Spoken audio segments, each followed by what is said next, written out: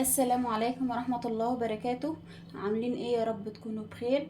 فيديو جديد ويوم جديد. بس قبل ما نبدأ الفيديو ما ننساش نصلي على النبي، اللهم صل وسلم وبارك على سيدنا محمد وعلى آله وصحبه وسلم. ما تنسوش تدعوا الأم وأبويا بالرحمة، ربنا يرحمهم ويرحم أموات المسلمين. في البداية أحب أرحب بإخواتي الغاليين اللي اشتركوا في القناة جديد. نورتوني، ويا رب أكون عند حسن ظنكم، ويا رب تلاقوا الحاجات الحلوة اللي انتم محتاجينها في قناتي. فنورتوني.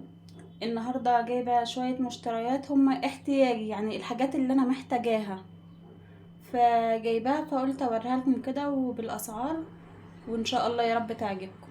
يلا بقى نشوف المشتريات. نص كيلو شعرية، النص ب10 جنيه، الكيلو ب20 جنيه. الحاجات دي سايبة بس ما شاء الله حلوة، يعني بستعملها من زمان ما شاء الله حلوة. فجبت نص شعرية، النص ب10 جنيه. وجبت مكرونة، نص مكرونة برضو اللي هو التحمير الصغيرة دي، فجبت النص برضو، النص ب10، الكيلو ب20، فجبت نص. وجبت نص مكرونة قلم. قلت مثلا لو حبيت اعمل طاجن او مكرونة بشاميل لاي حاجة يعني، فبتنفع. جبت نص برضو النص ب10. وبرضو جبت نص اللي هي برضو المكرونة الصغيرة دي اللي هي التحمير عشان بنحبها، فجبت نص. كده كل حاجة في دول ب10 جنيه. تمام. المهم جبنا ايه تاني؟ جبت كيس البسبوسة ده. بحب كيس البسبوسة ده ما بيكونش فيه جوز الهند كتير عشان انا ما بحبهوش، فجبت الكيس ده ب22 جنيه. وجبت ربع شاي. الربع شاي ب53، بجيب الربع بيقضي معايا الشهر، فالربع ب53 جنيه. جبت ربع. جبت ايه تاني؟ جبت كيس ملح. الملح ده اسمه نور. ما شاء الله حلو وناعم كده واقل حاجة فيه بتحيق الاكل، فما شاء الله حلو. فده ب10 جنيه. تمام. وجبت ده ربع فول الصويا علشان ان شاء الله هنعمل بيه حاجات كده هتعجبكم. فجبت الربع ده ب15 جنيه. وجبت ب20 جنيه سمسم علشان ان شاء الله نعمل طحينة مع بعض، فدول ب20 جنيه تقريبا. دول هيطلعوا مج ب20 جنيه. وجبت ازازة الزيت شطارة دي ب65 جنيه. بس جبت دي بس لان انا عندي زيت التموين، فما شاء الله يعني زيت التموين بحمر منه الاكل، وده لو انا مثلا هحيق مثلا فول هعمل اي حاجة فبعمله بالزيت الحلو ده. فدي ب70 جنيه، ب65.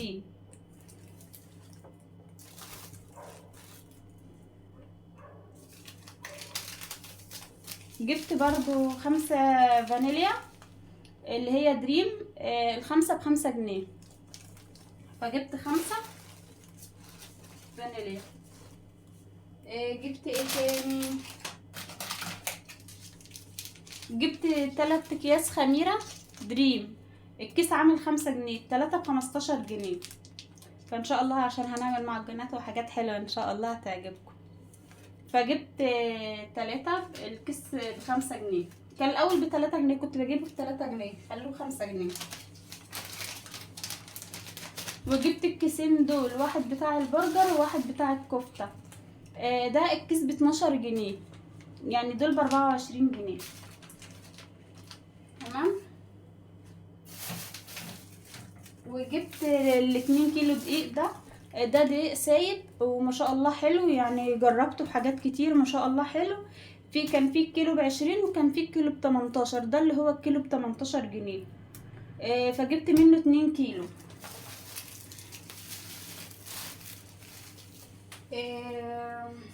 جبت ايه تاني؟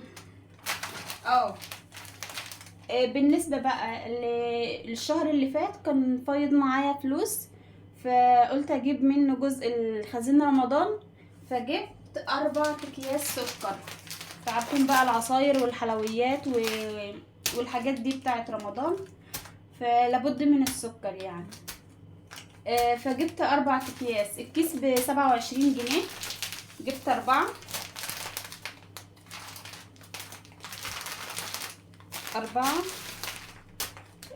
دي الحاجات اللي هي جبتها، بس لسه جبت منظفات، فهشيل الحاجات دي واوريكم المنظفات وبالاسعار برضو. دي يا بنات زي ما قلت لكم، دي الحاجه اللي انا محتاجاها، يعني مش خزين شهر، لا هي دي حاجات احتياجاتي. بالنسبه للرز، الرز عندي. ايه تاني؟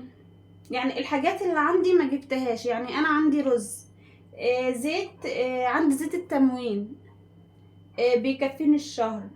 ايه تاني؟ يعني الحاجات اللي انا محتاجاها جبتها، اللي مش محتاجاها خلاص. والسكر برضو عندي سكر تموين، يعني دول هشيلهم لرمضان. يعني انا عندي سكر استعمالي، بس دول هشيلهم لرمضان ان شاء الله. ربنا يعود علينا الايام بخير، علينا وعليكم يا رب. فهشيل الحاجات دي واوريكم الحاجات المنظفات. يلا بينا بقى نشوف الجزء بتاع المنظفات. بسم الله. جبت اوكسي ده. اوكسي ده الاول كنت بجيبه ب100، والنهارده جبته ب105. في ناس بتبيعه ب100، محلات بتبيعه ب100، وفي ناس بتبيعه ب105، وفي ناس بتبيعه ب110. فده جبته ب105. اوكسي بنسيم اللافندر. في نسيم الشرق حلو برضه، بس انا المره اللي فاتت كنت جايبه نسيم الشرق، فقلت المره دي اجيب نسيم اللافندر. فالاتنين حلوين، يعني الاتنين ريحتهم جميله. جبت الشاور ده. الشاور ده بستعمله على طول. ما شاء الله بيقعد معاكي كميه حلوه، يعني بيقعد معاكي فتره كبيره، وما شاء الله الريحه بتاعته تحفه، والقوام بتاعه مش خفيف، يعني ما شاء الله حلو. فدي كنت بجيبها ب50، جبتها ب55، بس تحفة. انا جربت كله، يعني جربت اللي هي اسمها اللهم صل وسلم وبارك على سيدنا محمد، سهر الليالي، كله. بس احلى حاجة عجبتني اللي هي اسمها لمسة ناعمة، الريحة مش بتروح منها، وما شاء الله حلوة. فده ب55.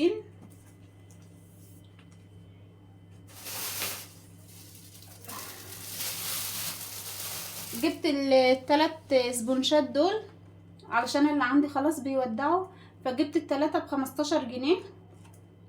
دول مع بعض كده ب15 جنيه. جبت ايه تاني؟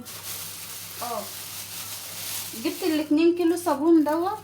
ان شاء الله على بال ما اعمل الصابون، اعمل لكم طريقة الصابون وطريقة البرسيل الجل والشاور والحاجات الحلوة دي اللي الموفرة.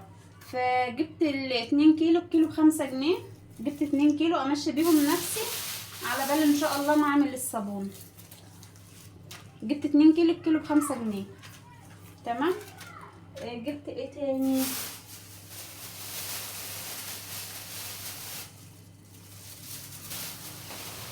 جبت الشامبو ده. الشامبو ناس كتير بتشكر فيه، اسمه ايفا.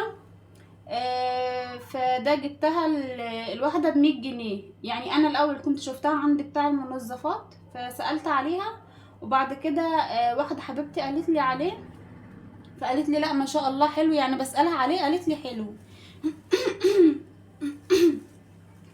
فده اسمه ايفا. بريحة جوز الهند. في منه بريحة المارشميلو، وفي بريحة الموكا، في حاجات كتير، بس انا جايبة ده علشان بيقولك بيغذي الشعر التالف، وانا شعري ما شاء الله يعني بيقع على طول، الحمد لله على كل حال. فجبت دي ب100 جنيه. بالنسبة للمعطر، عندي، فما اشتريتش الشهر ده، فان شاء الله اللي عندي ده هيكفيني خلال الشهر، وان شاء الله الشهر الجاي نجيب. دي فريدة بريحة بالعود. ما شاء الله حلوة، بحبها في الشتاء. بتحسسني بالدفء كده، انما لو في الصيف هات اي روايح تاني، بس فريدة بالعود بحبها في الشتاء.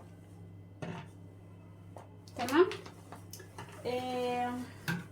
وبرضو معطر الارضيات فريدة بريحة النظافة، دي عندي برضو، فدي هتكفيني الشهر ده، وان شاء الله الشهر الجاي برضو نبقى نجيب.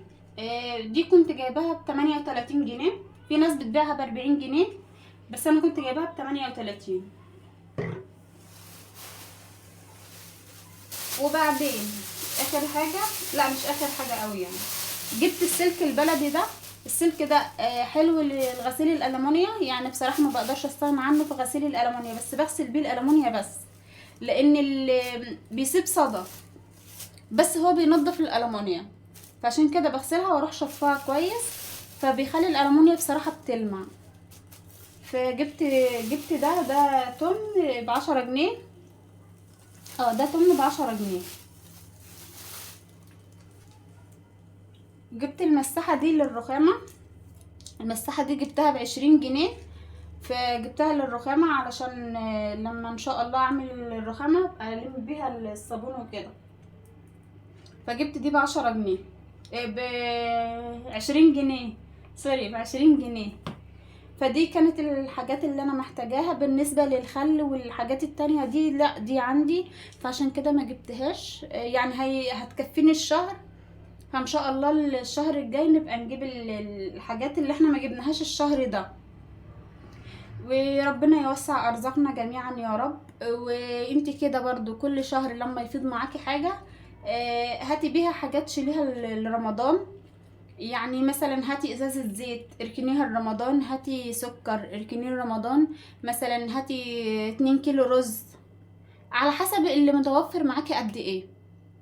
وان شاء الله طول ما انت معايا فاحنا هنعمل اكلات موفرة واكلات بسيطة، وعلشان الظروف اللي احنا فيها دي والايام دي يعني الغلا ربنا يرحمنا يا رب.